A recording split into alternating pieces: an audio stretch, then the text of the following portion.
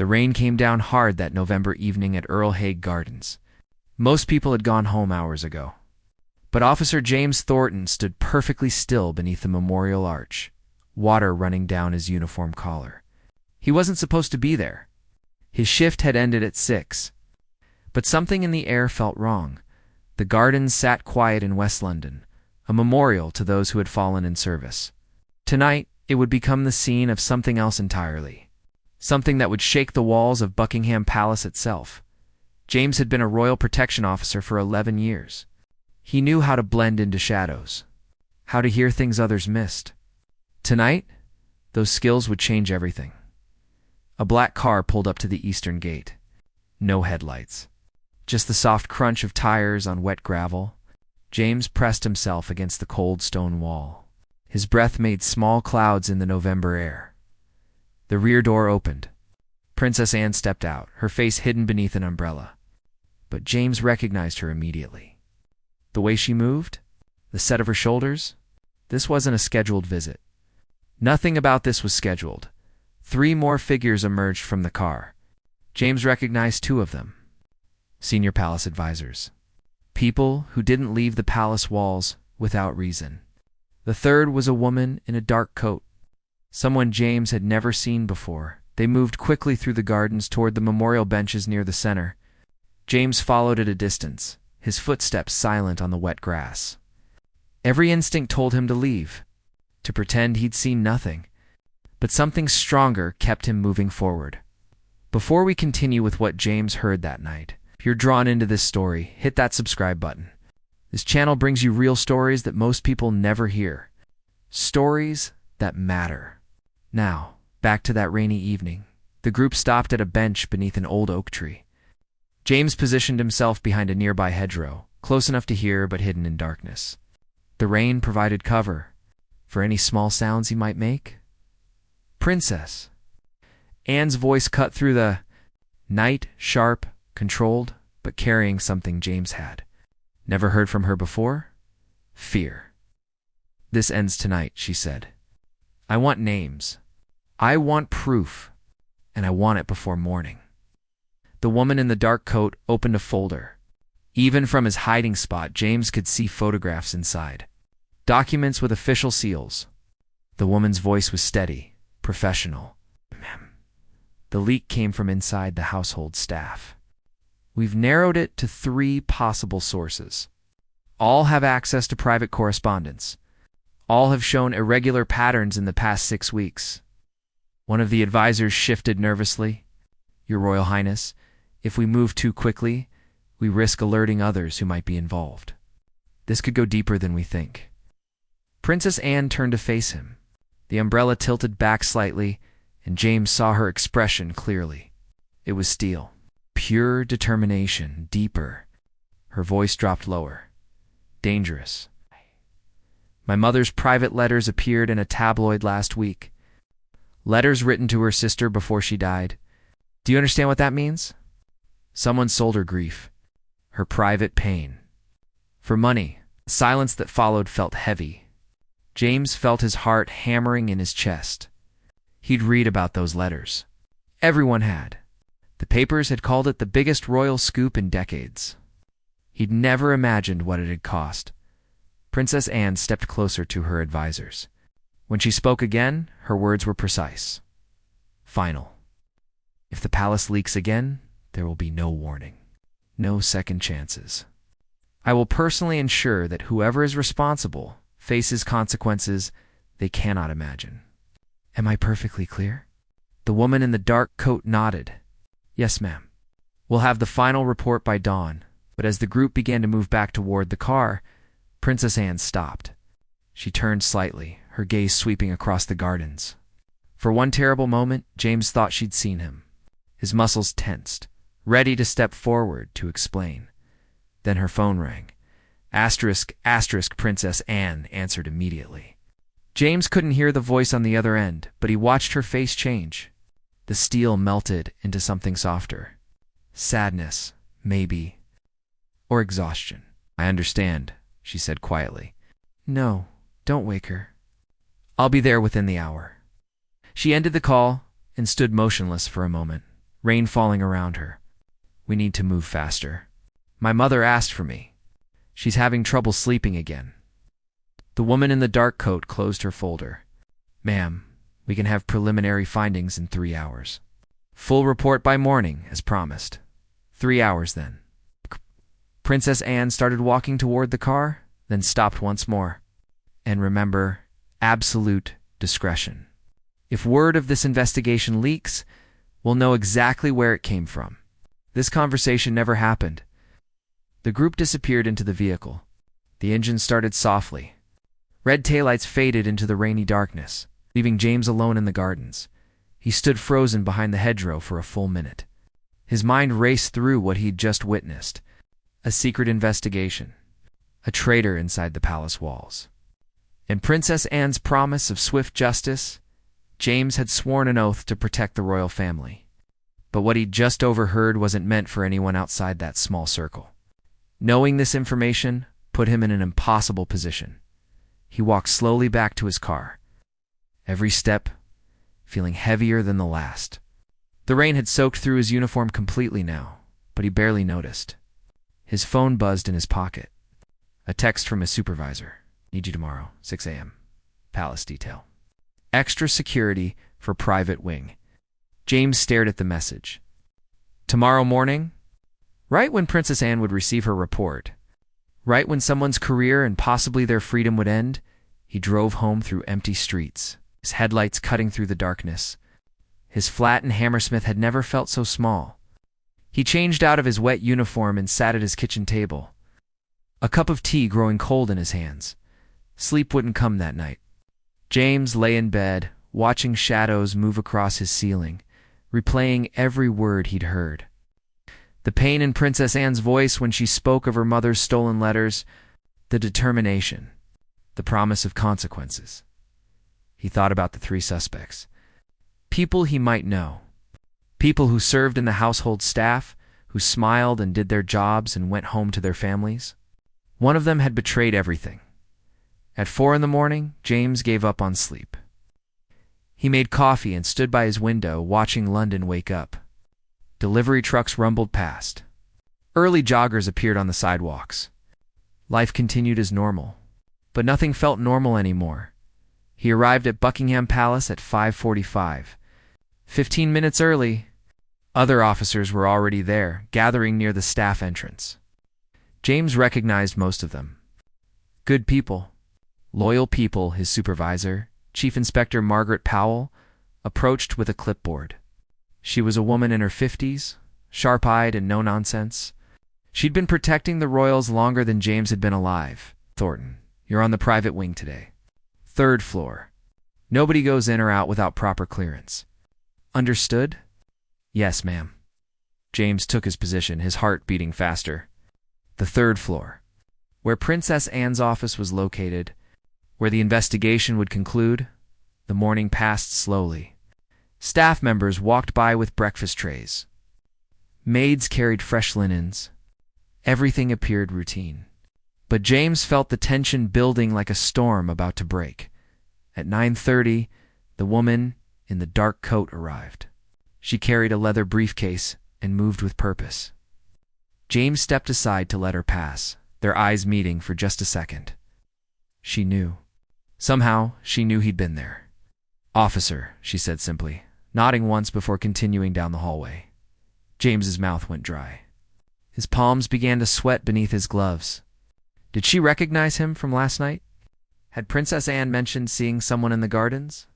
15 minutes later, raised voices echoed from behind the closed office door. James couldn't make out words, but the anger was clear. Someone was shouting. Someone else was crying, then silence. The door opened. 2 palace officials emerged, their faces pale. Between them walked a young woman James recognized. Sarah Mitchell. She'd worked in the correspondence office for 3 years. Always polite. Always smiling. She wasn't smiling now. Tears streamed down her face as they escorted her past James. Her hands were trembling. She looked up at him for just a moment, and he saw something in her eyes. Not guilt, terror. I didn't mean for it to go this far, she whispered to her escorts. They said it was just one letter. Just one. They said nobody would get hurt. Princess Anne appeared in the doorway. Her expression was unreadable. She watched Sarah being led away, then turned to James. "Officer Thornton, isn't it?" His throat tightened. "Yes, Your Royal Highness. Walk with me." James followed Princess Anne down the corridor, his footsteps echoing on the polished marble floor. She moved silently, her hands clasped behind her back. They passed paintings of kings and queens who'd ruled centuries ago, witnesses to countless secrets. They reached a small sitting room overlooking the gardens. Princess Anne closed the door behind them and turned to face him. James kept his eyes forward, his posture perfect. His heart hammered so loudly he was certain she could hear it. "How long have you served in royal protection?" she asked. 11 years, ma'am. 11 years. A good record, I'm told. Reliable. Observant." She moved to the window, looking out at the gray morning sky. Perhaps too observant? James felt ice run through his veins. She knew. Of course she knew. "Last night at Earl Haig Gardens," she continued, her voice measured and calm. "The rain was quite heavy, wasn't it? Most people would have gone home. Stayed dry. But some people have a sense of duty that goes beyond comfort." It said nothing. There was nothing to say. She'd caught him completely. Princess Anne turned from the window. Her eyes met his, searching. "I'm going to ask you a direct question, Officer Thornton. And I expect a direct answer. Were you at the gardens last night?" Every training session he'd ever had told him to lie, to protect himself. But standing there in front of her, seeing the weight she carried, the exhaustion in her eyes, James couldn't do it. "Yes, ma'am. I was there." She nodded slowly, as if confirming something she already knew. "And what did you hear?" "Everything, ma'am." His voice came out steadier than he felt. "The investigation. The leaked letters. Your promise about consequences." Princess Anne walked to a chair and sat down, gesturing for James to do the same. He remained standing until she insisted. They sat across from each other, and for a moment, she wasn't royalty and he wasn't security. They were just two people who'd stumbled into something complicated. "Sarah Mitchell," she began, "has worked here for 3 years. Do you know her?" "Only in passing, ma'am. She always seemed dedicated." She was dedicated. "Until 6 months ago, when her mother was diagnosed with cancer. Treatment costs piled up. She fell behind on bills, and someone noticed. Someone offered her money for access to private correspondence." James listened, understanding dawning. She was desperate. Desperate people make terrible choices. Princess Anne's voice carried no satisfaction in being right, only sadness. She thought she was selling routine letters, thank you notes, birthday messages. She didn't know her contact was feeding her specific requests, targeting private family correspondence. The weight of it settled over James. Sarah Mitchell wasn't a villain. She was a daughter trying to save her mother. The real villains were the people who'd exploited her fear. "What will happen to her?" he asked, then immediately regretted speaking out of turn. "I apologize, ma'am. That's not my place to ask." "No, it's a fair question." Princess Anne stood and walked to the window again. "She'll be dismissed, obviously. Whether criminal charges follow depends on factors I'm still considering. Her cooperation, her genuine remorse, the fact that she was manipulated by people far more culpable than she is."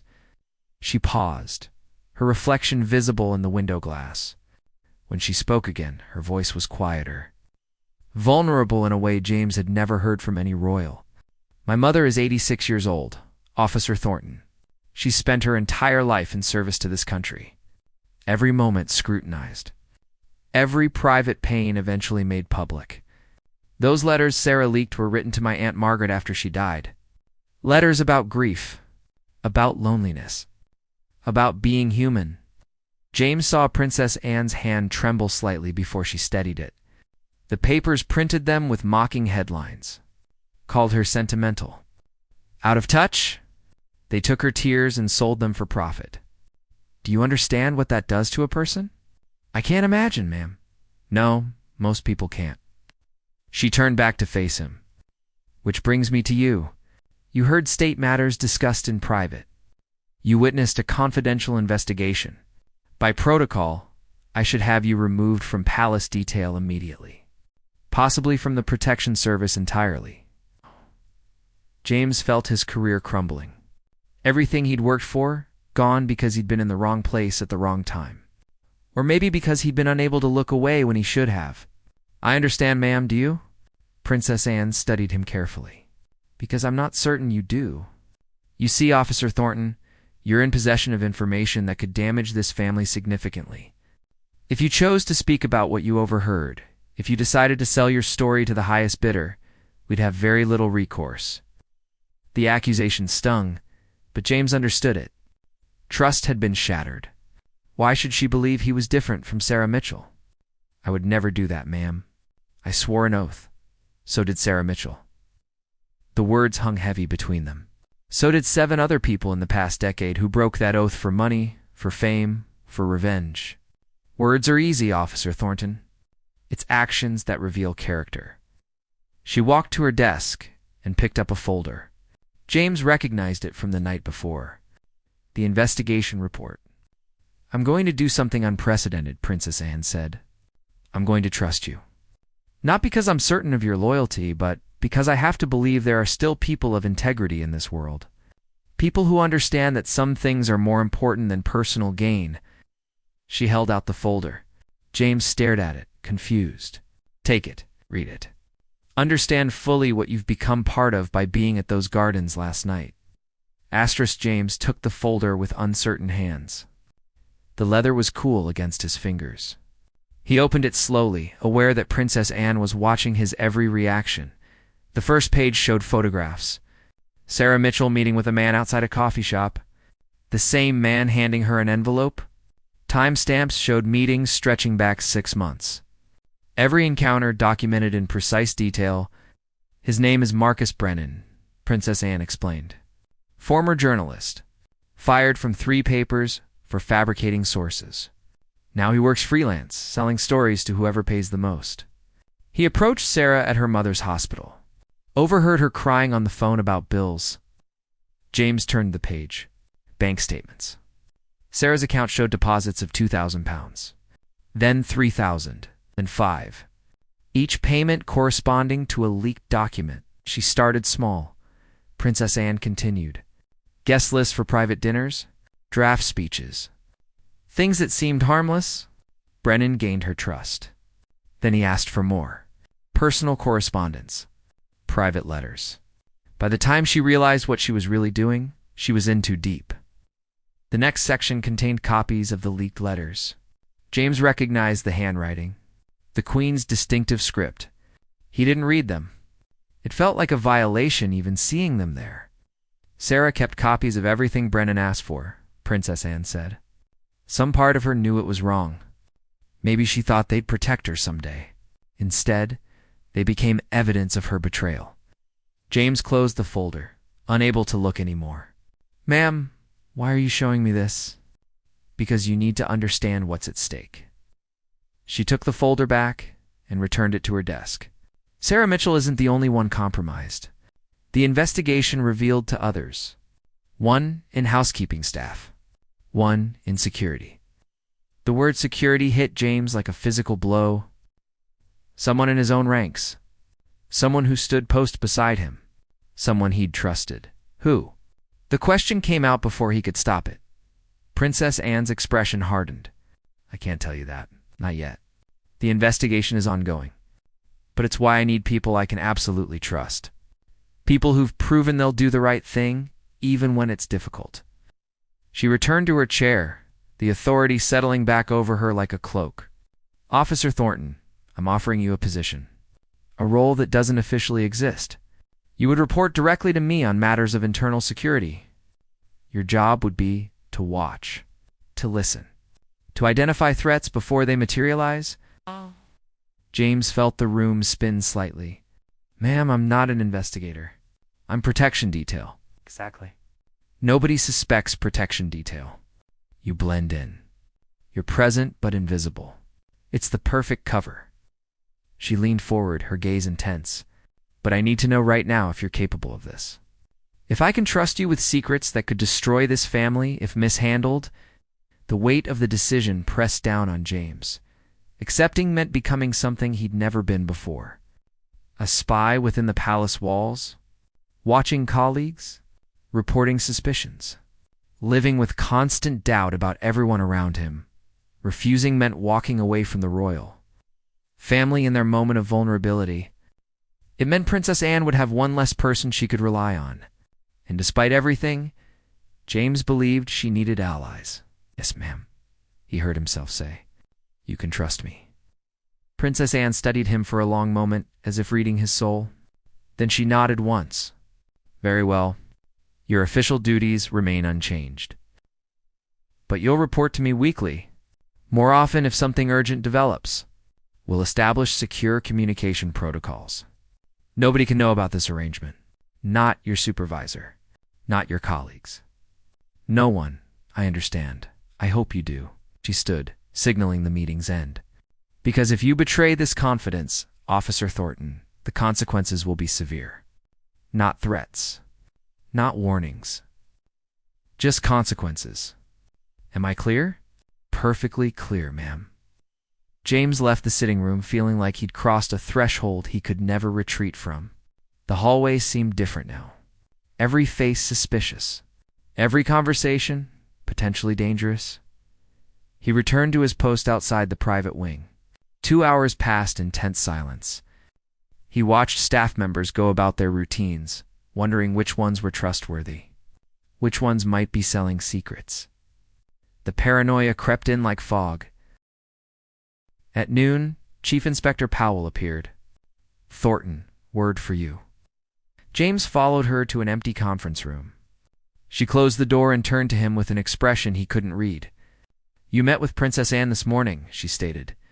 Not a question. "Yes, ma'am." "Routine briefing about security protocols." Powell's eyes narrowed. "Routine briefing. In a private sitting room for 40 minutes. Out." She crossed her arms. "James, I've been doing this job for 28 years.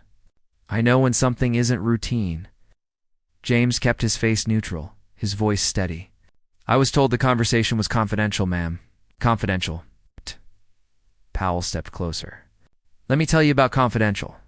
3 years ago, someone leaked information about security protocols to the press. Routes, schedules, weaknesses in our systems. It nearly got Princess Charlotte hurt during a public appearance. We never found who was responsible." She paused, letting the words sink in. "Whatever Princess Anne asked you to do, whatever role she's given you, be careful. This place changes people. Makes them think they're special. Above the rules, you're a good officer, James. Don't let ambition make you forget what you really are." James met her gaze directly. "I know exactly what I am, ma'am. An officer sworn to protect this family. Nothing more. Nothing less." Powell studied him a moment longer, then nodded. "See that you remember that." She left the room, leaving James alone with his thoughts. The rest of the day passed without incident. James completed his shift and drove home through afternoon traffic. But he couldn't shake the feeling that everything had changed. He was no longer just protection detail. He was a keeper of secrets. A watcher in the shadows. That evening, his phone buzzed with an unknown number. The message was brief. "Tomorrow, 7 a.m. Earl Haig Gardens. Come alone." No signature. But James knew who'd sent it. **** James arrived at Earl Haig Gardens at 6. The morning was cold and clear, completely different from the rainy night that had started everything. He'd barely slept, his mind running through possibilities. Who wanted to meet? Why here? He walked slowly through the memorial grounds, scanning for any sign of movement. The gardens were empty except for an elderly man feeding pigeons near the entrance. James recognized the tactical position. The man had a clear view of all approaches. Former military, probably? Maybe security. At precisely 7 o'clock, a figure emerged from behind the memorial arch. The woman in the dark coat from that first night? She walked toward James with measured steps, her expression unreadable. "Officer Thornton." Thank you for coming. She didn't offer a hand. Didn't smile.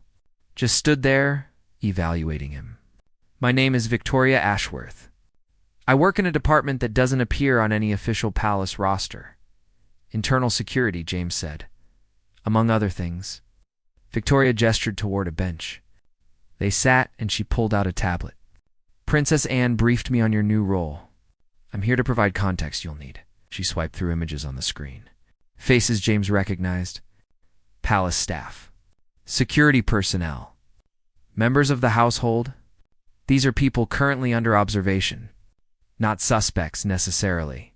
Just individuals exhibiting unusual behavior patterns. Changes in spending. Unexplained meetings. Communications with known tabloid contacts. James counted 12 faces. 12 people he might see every day at the palace. That many? That's just the active watch list. We monitor roughly 30 individuals at any given time. Most are innocent. Sometimes people are in financial trouble. Sometimes they're having affairs.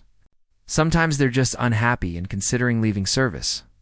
Victoria's voice was clinical, detached. But sometimes they're preparing to betray their oaths. She stopped on one image. A man in his 50s wearing palace security uniform. Recognize him? James felt his stomach drop. That's Marcus Fleming, Senior Protection Officer. I've worked with him for 7 years. Fleming has been with Royal Protection for 19 years. Exemplary record. 3 commendations for bravery. But 6 weeks ago, he made contact with a journalist named Catherine Reeves. They've met 4 times since, always in person. Never electronic communication? Maybe they're old friends? Maybe. Victoria's tone suggested she didn't believe it. Or maybe Fleming is being groomed the same way Sarah Mitchell was. Casual friendship. Building trust. Then comes the request for information. Just one small thing. Then another. James studied Fleming's photo. He remembered the man's laugh. His stories about his grandchildren. The way he took extra shifts to help colleagues who needed time off. I can't believe Marcus would betray the family. Neither could Sarah Mitchell's supervisor. Neither could the housekeeping manager when we arrested his assistant last week for photographing private rooms. Victoria put the tablet away. This is the hardest part of your new role, Officer Thornton. You must doubt everyone, even people you consider friends. The elderly man feeding pigeons stood and walked past them, his eyes never leaving James. Up close, James saw the communication device in his ear, the subtle bulk of a weapon beneath his coat. Victoria's backup. Is this what it's like? James asked. Constant suspicion? Never trusting anyone? This is what it takes to keep this family safe. Victoria's expression softened slightly. I know it's difficult. But someone leaked information that devastated the Queen. Someone is still out there, potentially passing secrets to hostile parties. Your country needs you to be strong enough to do what must be done. She stood to leave, then paused. One more thing. Chief Inspector Powell asked questions about your meeting with Princess Anne. She's not on the watch list. But she's curious. Protect your cover. Trust no one. Report everything. Victoria walked away, leaving James alone on the bench. The morning sun warmed his face, but inside he felt cold. This was his life now, watching, suspecting, doubting everyone, everything. He returned to the palace for his afternoon shift. Marcus Fleming was there, signing in at the security desk. He saw James and smiled, that familiar warm expression. Haven't seen you in a few days? How have you been? James forced a natural smile. Good, Marcus. You. Can't complain. Grandson's birthday is tomorrow. 6 years old. Hard to believe. Fleming pulled out his phone, showing pictures of a smiling child. Time flies, doesn't it? James looked at the photos, seeing a loving grandfather's pride. This was the man supposedly meeting with journalists, selling secrets. It seemed impossible. He's adorable, James said. You must be proud. Very. Fleming put his phone away. Listen, you got plans Thursday evening? A few of us are grabbing dinner. Nothing fancy. Just good food and better company. Every instinct told James to refuse. To maintain distance? to stay professional. But Victoria's words echoed in his mind. Protect your cover. Act naturally. Sure. Sounds good. It's excellent. I'll text you details. Fleming clapped him on the shoulder and headed to his post. James watched him go, hating the doubt poisoning his thoughts. The next 3 weeks passed in careful observation. James attended the dinner with Fleming and other officers. He laughed at jokes, shared stories, all while watching for any sign of betrayal. He found nothing.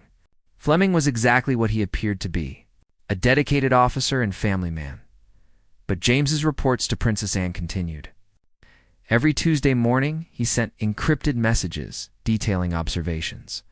Staff members who seemed stressed, unusual conversations, anything that might indicate trouble. Most of his reports were routine, but one observation caught Princess Anne's immediate attention. A junior secretary had been photographed entering a building known to house several tabloid offices. James had recognized her from palace events, young, ambitious, always asking questions. The response came within an hour. Follow her. Document everything. Report daily. For 5 days, James tracked the secretary's movements outside work hours. She met with the same man 3 times. Middle-aged, expensive suit. They talked for hours in coffee shops, the man taking notes. On the 6th day, James photographed them together and sent the image to Victoria. The response was immediate. That's Peter Clarkson, editor at the Daily Observer. Stand down. We'll handle from here. 2 days later, the secretary was gone. No announcement, no explanation. Just empty desk and deleted name from the staff directory. James never learned what she'd leaked or what consequences she faced. He wasn't sure he wanted to know. The following Tuesday, Princess Anne requested an in-person meeting. James arrived at the sitting room to find her with Victoria and 2 men he didn't recognize. Official-looking, serious expressions. Officer Thornton, Princess Anne began, her voice carrying unusual weight. We have a situation. Asterisk. One of the men stepped forward, his suit immaculate, his eyes cold. Officer Thornton, I'm Deputy Director Martin from MI5. What I'm about to tell you is classified at the highest level. You will not speak of it to anyone outside this room. James felt his pulse quicken. MI5. This had escalated far beyond internal palace security. Victoria activated a screen on the wall. Images appeared. Marcus Fleming entering a restaurant. Fleming sitting across from Catherine Reeves, the journalist. Fleming passing a folder across the table. James felt sick. When was this taken? Yesterday evening, Victoria answered. We've been monitoring Fleming for 2 months. Last night, he made his move. Martin continued, his voice emotionless and precise. Fleming has been feeding Reeves information about the royal family's security protocols, travel schedules, safe house locations, vulnerability assessments. This isn't about tabloid gossip, Officer Thornton. This is about national security. Princess Anne's face was pale but composed. Fleming has worked here for 19 years. He protected my mother, my children. We trusted him completely. Why? James asked. Why would he do this? Martin pulled up another file. Fleming's daughter emigrated to Australia 5 years ago. She has 2 children, his grandchildren. 3 months ago, they were involved in a serious car accident. Medical bills exceeded £200,000. Fleming took out loans, sold his home. It wasn't enough. The pieces fell into place with terrible clarity. Someone approached him. Catherine Reeves, Victoria confirmed. She offered him £50,000 for security information. Told him it was for a book about royal protection. Nothing that would compromise anyone. Fleming was desperate. He said yes. The screen showed more photographs. Fleming meeting Reeves repeatedly, his face showing growing worry. Then fear. He tried to stop after the second meeting, Martin explained. Told Reeves he couldn't continue. That's when she revealed she had recordings of their conversations. Evidence of his cooperation. She threatened to expose him unless he provided more detailed information. Blackmail, James said quietly. Classic recruitment technique, Martin replied. Find someone vulnerable. Offer help. Get them to cross a small line. Then trap them. Princess Anne stood and walked to the window. Her voice, when she spoke, was tight with controlled emotion. Fleming could face prison. Treason charges. His family will be destroyed. All because he loved his grandchildren, and someone exploited that love. The room fell silent. James thought about the photos Fleming had shown him. The pride in his voice. A good man trapped by impossible circumstances. What happens now? James asked. Martin closed his files. Fleming will be arrested this afternoon. We've identified the intelligence network Reeves was working for. This goes beyond one journalist. There are foreign actors involved. People who want detailed information about royal security for purposes we're still investigating. Victoria looked at James. You'll need to be present when we take Fleming into custody. We want witnesses from within palace security. People who can testify to proper procedure. James nodded, though dread settled in his stomach. He'd have to watch Marcus Fleming be arrested. See his life collapse. All while maintaining a professional distance. There's something else, Princess Anne said. She turned from the window, her expression resolved. Officer Thornton, your work over these past weeks has been exemplary. You've helped us identify 2 leaks and prevent potentially catastrophic breaches. But I think it's time to end this arrangement. The words hit James like cold water. Ma'am, you're a protection officer, not a spy, not an investigator. I've watched this role change you, make you doubt people you care about. That's not fair to you. Her voice softened with genuine concern. You've done what I asked? More than I had any right to ask. But I won't ask you to continue living like this. James felt unexpected relief wash through him, followed immediately by guilt. What about the investigation? There could be others, or always others, Martin said. But that's our job, not yours. You've served your purpose admirably. Now it's time for you to return to what you do best. Protecting this family through presence and vigilance, not through surveillance and suspicion, Victoria added. You'll remain on palace detail. Your record will show exemplary service. Nothing about your temporary role will be documented. As far as anyone knows, you've simply been doing your job. At 3 o'clock that afternoon, James stood in the security office as MI5 agents entered. Marcus Fleming was at his desk, reviewing shift schedules. He looked up as the agents approached, and James saw the exact moment Fleming understood. The older man's face didn't show surprise, just resignation. A terrible, weary acceptance. He stood slowly, his hands already moving to the surrender position. Marcus Fleming, Martin stated formally. You're under arrest for violations of the Official Secrets Act and conspiracy to compromise national security. Fleming didn't resist, didn't argue. He simply nodded and allowed them to restrain him. As they led him past James, their eyes met. Fleming's expression held no anger, just sadness. Tell them I'm sorry, Fleming said quietly. Tell Princess and I never wanted to hurt anyone. I just wanted to save my family. James watched them take Fleming away. Other officers stood in shocked silence. Their colleague, their friend, gone in moments, his career and reputation destroyed. Chief Inspector Powell appeared beside James. Her face was grim. Did you know? No, ma'am. The lie came easily now. Necessarily. None of us knew. That's what makes it so dangerous, Powell said. We work beside these people every day. Trust them with our lives. And sometimes we're wrong to trust. She looked at James carefully. Makes you wonder who else might be hiding secrets. James met her gaze steadily. I suppose it does, ma'am. 3 days later, James received a final summons to the sitting room. Princess Anne was there alone, looking exhausted but peaceful. The weight she'd been carrying seemed lighter somehow. Officer Thornton, please, sit. She waited until he was settled. I wanted to thank you personally. What you did, the role you played, it mattered. We've secured critical leaks, protected sensitive information. Likely prevented serious harm to my family. I was just doing my duty, ma'am. You did far more than duty required. Or slid an envelope across the table. This is a letter of commendation for your file. Nothing specific, just recognition of exceptional service during a sensitive period. James took the envelope, surprised. Thank you, ma'am. There's something else. Princess Anne's expression became serious. What happened with Fleming, with Sarah Mitchell, with all of them? It's a reminder that our security depends on trust, but also on vigilance. I need to know that lesson hasn't been lost on you.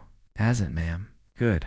Because this conversation, like the one at Earl Haig Gardens, never happened. If the palace leaks again, if there are more betrayals, I'll need people who remember what's at stake. People who'll do whatever necessary to protect this family. Her words echoed that rainy November night. If the palace leaks again, there will be no warning. James understood perfectly. His temporary role might be over, but the understanding between them remained. He was no longer just protection detail. He was someone who'd seen behind the curtain. Someone who knew what defending the crown really required. I understand, ma'am. Completely. Princess Anne nodded once. Final. Definitive. Then we're done here. Return to your regular duties, Officer Thornton. And thank you for your service. James left the palace that evening as the sun set over London. He walked through the gardens one last time, remembering that rainy night when everything changed, when he'd heard words that would alter his understanding of loyalty, duty, and the price of protection. His phone buzzed. A message from an unknown number. Delete this immediately. EHG meeting never happened. All records destroyed. You were never there. Vajanes deleted the message. Then he deleted Victoria's contact information, the encrypted communication app, every trace of his temporary role. By the time he reached his car, Officer James Thornton was once again exactly what he appeared to be. A royal protection officer with an exemplary record and no secrets. Except one. He would always remember standing in those gardens in the rain, always hear Princess Anne's voice cutting through the darkness with steel and determination, always know what it really meant to serve the crown. The palace stood behind him, its windows glowing warmly in the twilight. Inside those walls, secrets lived and died every day. Betrayals happened. Loyalties were tested. And sometimes, ordinary people were asked to do extraordinary things.